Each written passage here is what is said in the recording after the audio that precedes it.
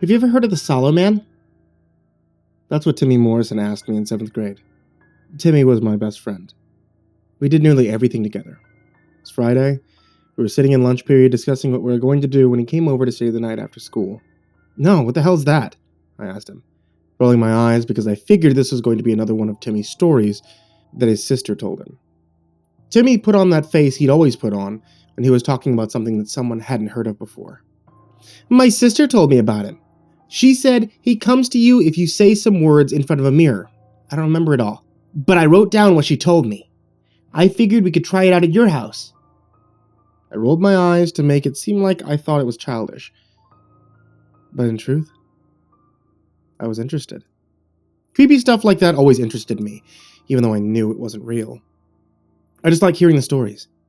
I didn't want Timmy to know that I wanted to hear about it, though, because then he'd just have something to be smug about. It's just more of that Bloody Mary crap where she just comes out of the mirror to kill you, I asked him, pretending to pay attention more to my mashed potatoes in the conversation. No! The Sallow man comes out of the mirror after you recite his poem. Then he kills anyone you ask him to. That's what my sister said anyway, Timmy said as he turned to eat away his own tray. There was a poem involved, though, I thought. Now, I really did have to know more. What do you mean? What poem? I asked him. Timmy lazily reached into one of his many folders that he carried around for school and pulled out a piece of paper that was a bit crinkled. He slid it over to me on the cafeteria table, and I examined it without picking it up. This is what it read. In dark halls within the after, from those halls you hear my laughter. Dark thoughts entreat your mind. Too far now, break down my bind. I will take what ails you in this land, and I will leave no trace, for I am the Sallow man. I nearly laughed as I read the last lines. I was up for anything spooky, sure, but this was really corny. Timmy, you don't really believe this crap, do you? Your sister was probably just messing with you. Timmy didn't say anything at first. He just concentrated on his tray for a minute. Then he said, Brandon, do you remember last year when my parents were fighting a lot? My dad was drinking all the time, and I stayed over at your house nearly every night for a while. Of course I remember that. Timmy was over at my house every night. My parents allowed it because they knew what was going on. It was a small town. Everyone did. Yeah, Tim, I remember, I said. The mood was now solemn. My dad hit my mom a lot.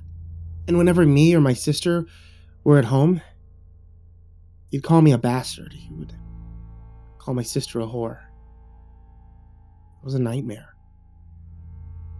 I could sense Timmy's gaze turn toward me, so I looked up from my tray as well. He stared at me for a moment, waiting for me to say something. So I did. Thought your dad stopped drinking, though, and everything was okay, I asked, trying to lighten the mood a bit. Timmy responded then with anger starting to edge into his voice. Yeah, he stopped drinking. But nothing got better. Sure, he stopped hitting Mom, but she barely speaks to him, or anyone else in this town anymore. I know it's because of him. I know she's still afraid of him. I was a bit shocked. Timmy never mentioned anything about that before. I just figured once Timmy started staying at his house again, everything was fine. So what, you're gonna sick the Sallow man on your dad? Timmy, that's nuts. It's just some story that your sister probably heard from one of the other seniors, I told him. What if there's a chance that it would work? I need to try, Brandon. But I want you to be with me. Timmy looked dead serious. I don't know, Tim. It seems silly, I told him. Please, Brandon, I need you there. Please. Timmy gave me a look of pure desperation. I felt sorry. I decided that I'd be there for him, to support him. He lived in a broken home. He was grasping at straws. I knew it couldn't be good for him, but he was my best friend. What choice did I have? Okay, Tim, I got your back. Let's summon a ghost. Next thing I knew, it was after school. Timmy and I had locked ourselves in my small downstairs bathroom at home. Do the lights need to be off or anything? No. At least I don't think so. I think all I have to do is recite the poem in front of the mirror, and then he appears. Timmy pulled out the piece of paper with the poem on it that he had in his back pocket, then cleared his throat. I stood back and leaned against the wall with my arms crossed. Usually when people did this sort of thing, it was in the dark, maybe with a lit candle or two, but the lights were on. The floral wallpaper that was all around my bathroom didn't exactly inspire fear, so I felt pretty stupid in that bathroom with Timmy. I was just thankful Mom and Dad were still at work, so they didn't catch us and wonder what was going on with their son. Timmy finally began to speak after what seemed like minutes. In dark halls within the after. From those halls you hear my laughter. Dark thoughts entreat your mind. Too far now, break down my bind. I will take what ails you in this land, and I will leave no trace, for I am Sallow Man. Timmy spoke loudly, clearly. When he finished, he held his breath, waiting for something to happen. At this point, I was absolutely convinced Timmy was wasting his time. I sighed and I closed my eyes, waiting for him to realize the same thing. I heard him gasp, which I took to be a sound of defeat. I opened my eyes and was about to console Timmy. But then I saw the real reason. He had made a sound. When I opened up my eyes, I saw the mirror no longer showed our reflections, but a long, dark hallway. The hallway's floor, walls, and even its ceiling seemed to be moving, undulating back and forth like the insides of some giant worm. The hallway was poorly lit by some unseen source. And at the very end of it, I could see the shape of what looked like a man moving towards the mirror. For a moment, I was stuck in disbelief. I couldn't move. I could only watch as the figure in the mirror came closer, and slowly, its features became clearer and clearer. It was a man, or what seemed to be a man, bald and completely naked. His skin was pale, sickly yellow. He was skinny, so emaciated that his jaundiced skin was taut against his skeleton, and every one of his ribs were exposed. With thin and lanky legs, he walked ever closer to the mirror with a shambling gait. His long, ghoulish arms dragged his knuckles along the hall as he walked, parting the undulating floor a fleeting moment before the floor came back together. When I noticed this, I squinted my eyes to try and reshape in my vision in an attempt to see what it was that was making the floor and walls quiver like they were. The cause of the moving floor became clear as they started to move from within the mirror and out into the bathroom. Cockroaches. The insects began to spill out of the mirror and onto the sink and floor below. That was enough for me. Timmy and I had to get out of that bathroom. I reached out for Timmy's arm and tried to pull him away, but he wouldn't budge. He stood transfixed, his eyes glued to the mirror, the nightmare that was approaching. Tried a few more times to pull him away, shouting at him to snap out of it, but he wouldn't move. It was as if something unnatural was holding him in place and wouldn't let him go. I gave up and I turned tail, hauling ass for the door. As soon as I reached the door handle, thousands of cockroaches, moving impossibly fast, covered the handle, and immediately after the door, leaving the door obscured completely by writhing and hissing insects. I yelled, cursing and screaming as I turned around to go for the other window on the other side of the bathroom. I was silenced when I was met with the sight of a room no longer recognizable as my bathroom, but was now more reminiscent of that hallway in the mirror. The walls and ceilings were covered in insects. When I looked down, I saw that the roaches covered the floor below, making only 2 small spaces where my feet stood. I dared not move then. I didn't know what would happen if I were to step on one of the bugs. I hate the awful thought that if I were to move at all, the insects would strip my bones completely of flesh. I lifted my head slowly to the now dimly lit room. Flashes of light would strobe here and there as the roaches crawled along the light shade on the ceiling. I could now see 2 yellow and gnarled hands had appeared on either side of the mirror, and I knew the Sallow Man had come. Timmy stood there, his eyes still wide, his stature still unmoved. I distinctly remember a smell then, a sickly smell that called to mind dirty bedpans, and I had to cover my mouth and nose not to gag. Still, this didn't seem to bother Timmy whatsoever.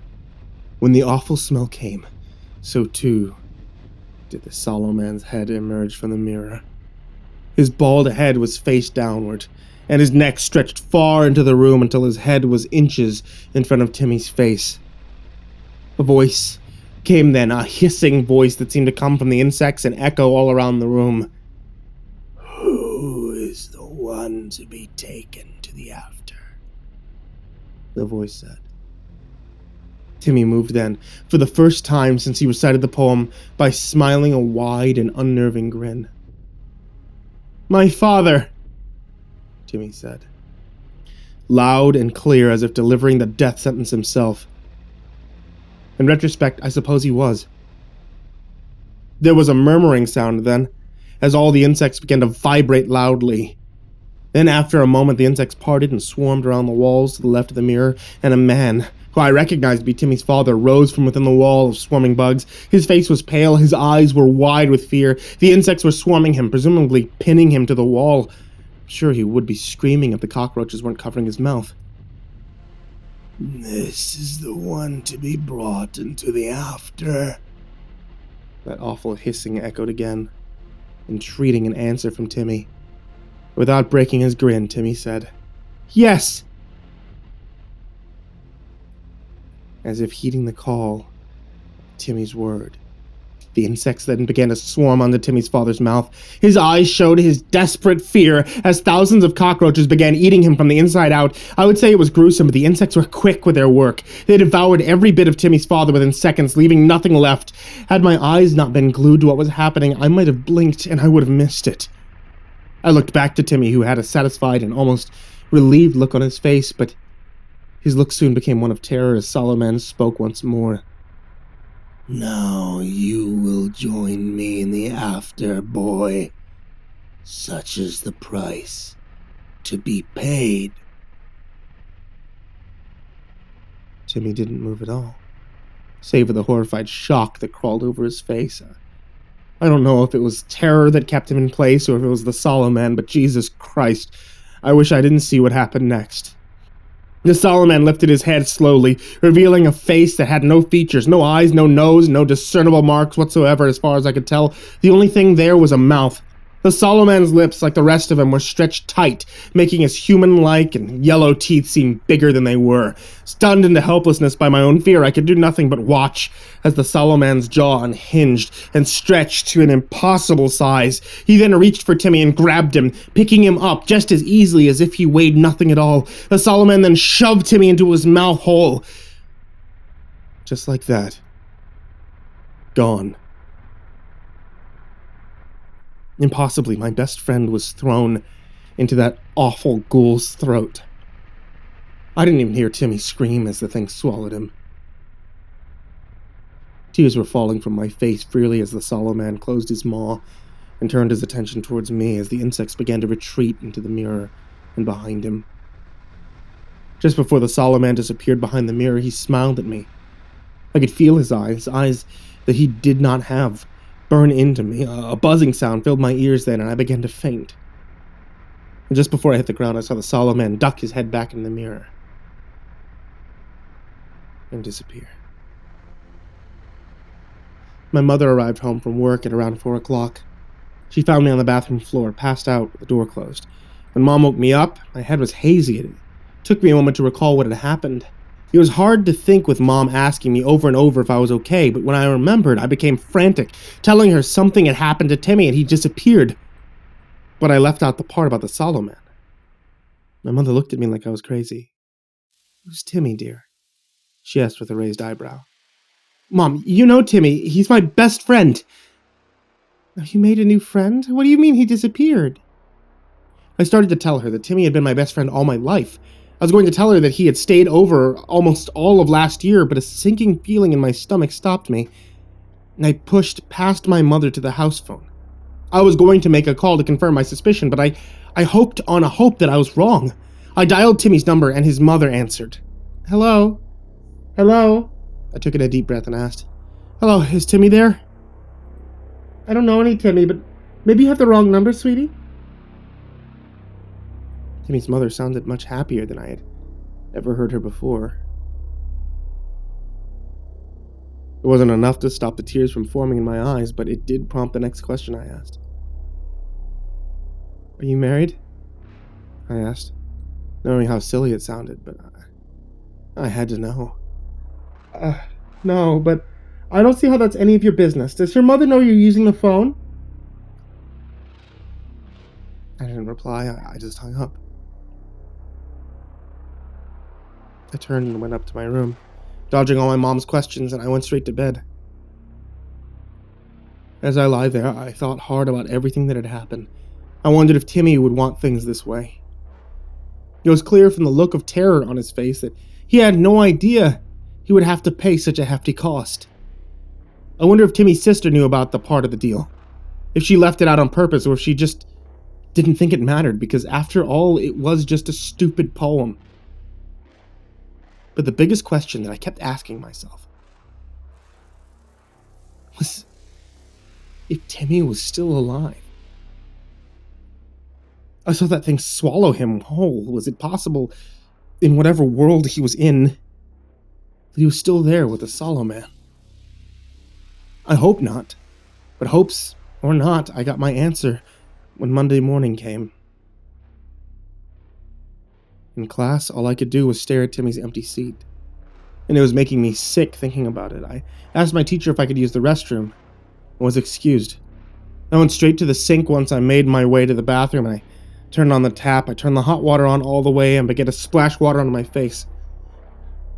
When I was done, I dried myself with a paper towel, and my eyes met the now fogged-up bathroom mirror. There, in the condensation, were 3 words. Help me, Brandon.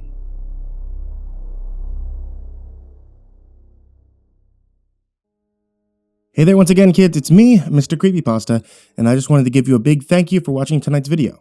If you guys ever wanted to help support the show, you can always do so if you watch the show on youtube.com/MrCreepyPasta or find the MrCreepyPasta Storytime podcast on iTunes, on Google Play, and on Spotify. And also, if you ever want to check out my wife's tea shop, it's etsy.com/ivorymonocletea, where she sells hand-blended herbal teas in the theme of Dungeons & Dragons and Harry Potter and Final Fantasy and the like.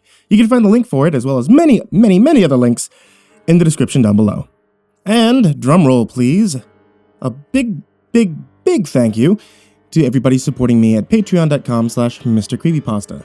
People such as Taysia-lynn, Genobaga-Arneho, Daniel Poulsen, Trace Miles, Jordan Alexander Sanchez, Wayne Milstead, Dr. Strawberry, Chompski, Ken Lando Higuchi, Brianna Tine-Janzen, Nicholas Saeid Alyain, Buddy Burroughs, Stephen Van Huss, Kai Albertson, Goonington, G. Weevil 3, Chance Burnett, Diane Kraus, Asia, Gabrielle the baca, TheRedOakShieldVirus, Sindee Barney, Titty Connoisseur, really?